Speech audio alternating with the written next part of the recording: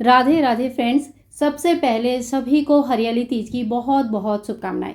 Friends, हरियाली तीज के दिन कहते हैं कि माँ पार्वती सभी को सुहाग बांटते हैं, इसीलिए कहीं पे हरियाली तीज की व्रत किया जाता है और कहीं पे इसको फेस्टिवल की तरह मनाया जाता है।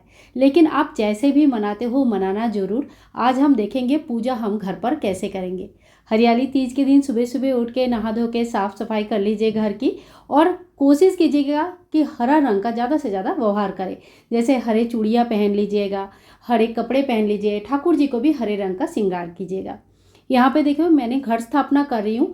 अगर आप सरल तरीके से पूजा करना चाहते हैं तो घट स्थापना का जो पार्ट है ये आप चाहे तो स्किप कर सकते हैं। यहाँ पे मैंने हरे कलर का एक ग्रीन कलर का आसन बिछाया, माता पार्वती, भगवान शिव जी सहित सभी पूरा परिवार का एक फ़ोटो रखा है और चावल के ऊपर तांबे का घट स्थापना कर रही हूँ।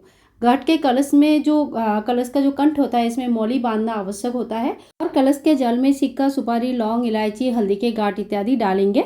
और यहाँ पे मैं बना रही हूँ अष्टगंधा चंदन से स्वास्तिक। आप चाहे तो हल्दी से, कुमकुम से भी बना सकते हैं।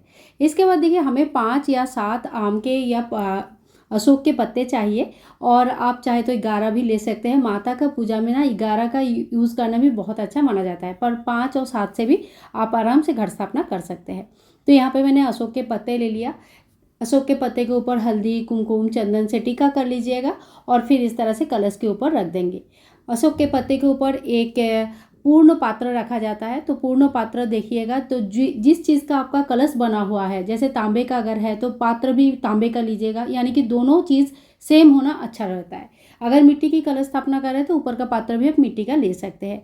और इस तरह से हमने पूर्ण पात्र रख दिया और इसके ऊपर रखेंगे एक जल वाला नारियल। आप चाहे तो इस दिन दीप कलश की भी स्थापना कर सकते हैं। बहुत जगह पे इस दिन दीप कलश का स्थापना करने का नियम होते हैं। तो कोई भी मांगलिक पूजा जब हम करते हैं तो दीप कलश का भी स्थापना किया जाता है। और इस तरह से हम नारियल का मुंह अपने तरफ करते हुए नारियल का स्थापना कर देंगे और हमारा कलश का स्थापना हो जाता है। इसके बाद हमें धूप और दीप प्रज्वलित करनी है। भगवान शिव जी, माता गौरा का नाम लेते हुए, हे माँ गौरी, आपके आशीर्वाद सदा सर्वदा हमारे सपरिवार के ऊपर हमेशा रहे, और कोई भी जिंदगी में कभी दुखी ना हो, कभी ऐसा दिन ना आए कि दुखी हो जाए। सुहाग देते हैं माँ, इसीलिए माँ से सुहाग जरूर मांग लीजिएगा। आज के दिन पार्थिव शिवलिंग का पूजा अति अवश्य किया जाता है। अगर संभव है तो आप एक छोटा सा पार्थिव शिवलिंग इस तरह से बना लीजिएगा। छोटे छोटे दो, देखिए मैंने खाली पिंडाकृति बनाया है, एक माँ पार्वती और एक गणपति जी, और साथ में छोटा सा एक शिवलिंग बनाया है। जल का इस तरह से छिड़काव करते हुए सभी देवी देवताओं को पहले स्नान करा लेंगे। कोई भी स्नान है, पूजा है, अर्चना है, जो भी है, गणेश जी से शुरू होती है तो ओम गणेशाय नमः, ओम गणेशाय नमः, ओम गणेशाय नमः, इस तरह से गणेश जी को पहले स्नान कराना है, फिर माँ पार्वती को स्नान कराना है, उसके बाद आप भगवान शिव जी को स्नान कराएंगे। आप चाहे तो इस दिन पंचामृत से स्नान करा सकते हैं। देखिए, अलग अलग मनोकामनाओं के लिए भगवान शिव जी के अलग अलग चीज़ों से अभिषेक किया जाता है। जैसे पंचामृत, दूध, दही, घी, शक्कर, मधु इत्यादि से अभिषेक किया जाता है। मैं यहाँ पे गंधदर या स्नान करा रही हूँ, यानी कि जो अष्टगंधा चंदन है, जल में इस तरह से घोल के ओम नमः शिवाय, ओम नमः शिवाय, ओम नमः शिवाय, जय माँ पार्वती, जय माँ पार्वती, जय माँ पार्वती, इस तरह से बोलते हुए माँ पार्वती को, भगवान शिव जी को, गणेश जी को स्नान कराना है। और आखिर में फिर से एक बार शुद्ध जल से स्नान कराना है। आप जो भी चीज़ से अभिषेक कर रहे हैं उसके बाद लास्ट में आपको एक बार शुद्ध जल से जरूर स्नान कराना है। मिट्टी की मूर्ति है, बिल्कुल टच नहीं करना है। पूजा के टाइम टूटे ना, इस बात का विशेष ध्यान रखिएगा।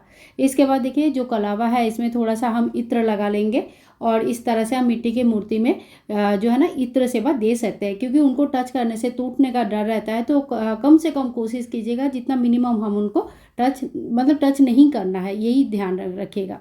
इसके बाद देखिए, ओम वस्त्रम समर्पयामि, इस मंत्र का जप करते हुए गणेश जी को, माँ पार्वती को, भगवान शिव जी को हम वस्त्र अर्पण करेंगे। इसके बाद हम जनेऊ अर्पण करेंगे। भगवान शिव जी को जो जनेऊ चढ़ता है वो सफ़ेद कलर का होता है, और जो भगवान गणेश जी को जनेऊ चढ़ता है वो पीला कलर का होता है। साथ ही में एक बड़ा कलावा लेंगे और माँ पार्वती, भगवान शिव जी की जो पूरे शिव परिवार का फोटो है वहाँ पे चढ़ाएंगे। देखिए, आज ना ग्रीन चूर्णी यानी कि हरा कलर का चूर्णी माँ को देना बहुत ज़्यादा शुभ माना जाता है। आप उस चूर्णी को माँ को अर्पण करने के बाद घर पे भी यूज़ कर सकते हैं, या मंदिर में भी दान कर सकते हैं, किसी को भी दे सकते हैं। तो अगर संभव है तो एक हरा चूर्णी लेके आइए और माँ को इस दिन जरूर चढ़ाइए। कहते हैं कि सुहाग का सामग्री चढ़ाना, दान करना सुहाग में वृद्धि करते हैं। तो कोशिश कीजिएगा, अगर कुछ भी नहीं हो पाए, कम से कम 5 सुहाग की सामग्री या 3 सुहाग की सामग्री किसी ना किसी को आप दान जरूर करें। और अगर हो सके, अगर इतना सामर्थ्य भगवान ने दिया हुआ है तो 16 श्रृंगार का दान करना सबसे अच्छा माना जाता है। इसके बाद हम सभी भगवान को टीका कर देंगे। भगवान शिव जी को हल्दी और कुमकुम नहीं चढ़ता है, इस बात का विशेष ध्यान रखना है हमें। और माँ पार्वती को हल्दी का, कुमकुम का टीका करेंगे, भगवान गणेश जी को टीका करेंगे, भगवान शिव जी को केवल मात्र चंदन और भस्म का टीका हम करेंगे और यही टीका भगवान शिव जी को चढ़ते हैं। आप चाहे तो बड़ी सावधानी से त्रिपुंड भी बना सकते हैं, अगर आप बना सकते हैं तो। और अगर नहीं बना सकते तो सिंपली चंदन से भगवान शिव जी को टीका कर दीजिएगा, उतना भी काफ़ी होता है। देखिए, ये जो पूजा होता है ना, ये सुहाग का पूजा होता है, सुहाग में वृद्धि करने के लिए पूजा होता है। जैसे हम लोग करवा चौथ करते हैं तो उनका जिस तरह से महत्व होता है, इसी तरह से तीज का भी बहुत महत्व होता है। तो जितना हो सके 16 श्रृंगार करके, और अगर संभव नहीं भी है, कम से कम जो मेन श्रृंगार है, जैसे पैरों में बिछिया होना चाहिए, पायल होना चाहिए, हाथों में चूड़ी, गले में मंगलसूत्र और सिंदूर बिंदी लगाकर, काजल लगाकर फिर पूजा करना चाहिए। बहुत ज़्यादा अगर सज धजना पसंद मतलब नहीं भी कर पा रहे, लेकिन जो मिनिमम तैयार होना होता है ना, वो हमें ज़रूर करनी चाहिए। इसके बाद सभी देवी देवताओं को हम फूल चढ़ा देंगे। भगवान शिव जी की शिव परिवार की पूजा में तुलसी के पत्ते का व्यवहार बिल्कुल भी नहीं होती है, ये इस बात का विशेष ध्यान रखिएगा। तुलसी के पत्ते यूज़ नहीं करना है, शंख यूज़ नहीं करनी है, इन दोनों चीज़ों का तो आप बहुत ही अच्छी तरह से ध्यान रखिएगा। नारियल का आप चढ़ा सकते हैं, लेकिन नारियल का पानी में भगवान शिव जी का अभिषेक नहीं होता है, ठीक है। कुछ बातों का हमें ध्यान रखना है। इसके अलावा देखिए, जो भी भगवान शिव जी की प्रिय वस्तुएं हैं, उसमें से जो भी चीज़ें आपके पास है, आप वो हर चीज़ भगवान को अर्पण कर सकते हैं। जैसे भांग के पत्ते, धतूरा, धतूरा के फल और आंकड़े के फल, आंकड़े के फूल वगैरह इत्यादि सभी चीज़ें भगवान शिव जी को अर्पण किया जाता है। बेलपत्र हमें उल्टा करके चढ़ाना है और चंदन लगा के चढ़ाना है, और पीछे का जो मोटा पार्ट है उसको काट के ऐसे तोड़ दीजिए, काट दीजिए और फिर चढ़ाना है। आप 1 या 1000 कितनी भी संख्या में बेलपत्र चढ़ा सकते हैं। एक पूरा फल, एक पूरा मतलब बिना काट के पूरा फल भगवान जी को जरूर चढ़ाए। आप चाहे तो 1 से ज़्यादा चढ़ा सकते हैं, मैं यहाँ पे मिनिमम बता रही हूँ। इस दिन सभी का फलाहारी व्रत अगर रहता है तो आप ज़्यादा परिमाण में फल चढ़ाइए। और आज के दिन देखिए, घेवर का भोग जरूर लगाया जाता है। आज तीज नहीं है, इसलिए मैं अभी मेरे पास घेवर नहीं है, लेकिन अगर हो सके तो उस दिन घेवर का भोग लगाइए। और अगर बिल्कुल नहीं हो पा रहे तो कोई बात नहीं, आप खीर बनाइए, घर में लड्डू बनाइए, अच्छे अच्छे पकवान बनाइए और उन सभी चीज़ों का भोग लगाइए। और इसके बाद माँ पार्वती को हम सुहाग अर्पण करेंगे।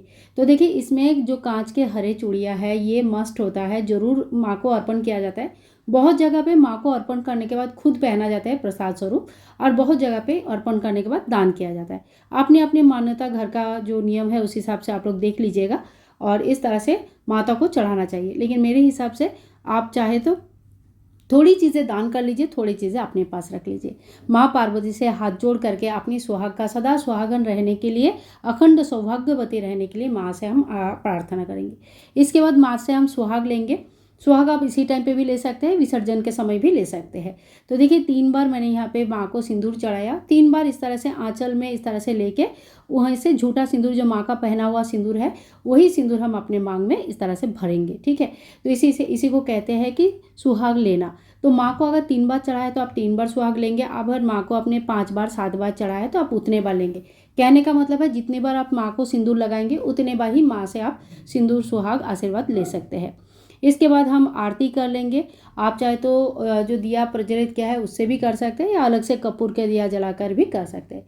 ध्यान में रखिए, अगर हमने अखंड दिया का स्थापना किया है, रात भर दिया जलती रहेगी ऐसे, तो फिर उससे आरती नहीं होती है। उस केस में आप अलग से एक दिया जला लीजिएगा। इसके बाद हाथ में जल लेके इस तरह से हम आचमन कर लेंगे। थोड़ी दक्षिणा जरूर चढ़ाना चाहिए, पूजा में रही कमियों को पूरा करने के लिए दक्षिणा चढ़ाया जाता है। और इसी तरह से हमारी पूजा जो है ना संपूर्ण हो जाता है। हाथ में फूल लेके आप इसके बाद व्रत के जो कथाएं हैं, ये ग्रुप में सुना जाता है, आप ग्रुप में भी सुन सकते हैं, या अकेले अगर है तो एक दिया प्रज्वलित करके अकेले भी पढ़ के इस व्रत कथा को सुन सकते हैं। सो फ्रेंड्स, इसी तरह से हरियाली तीज की बहुत ही सरल और संपूर्ण पूजन हम घर पर कर सकते हैं। फ्रेंड्स, वीडियो अगर पसंद आए तो ज़्यादा से ज़्यादा शेयर कीजिएगा, चैनल को सब्सक्राइब करके रखिए इसी तरह का और भी वीडियोस और डेली लाइफ व्लॉग्स के लिए। फ्रेंड्स, विसर्जन कैसे किया जाता है, कब किया जाता है, इसके वीडियो भी चैनल पर आ चुका है। आप चाहे तो उस वीडियो को जरूर एक बार चेक कीजिएगा। तब तक के लिए सभी भाई बंधुओं को राधे राधे।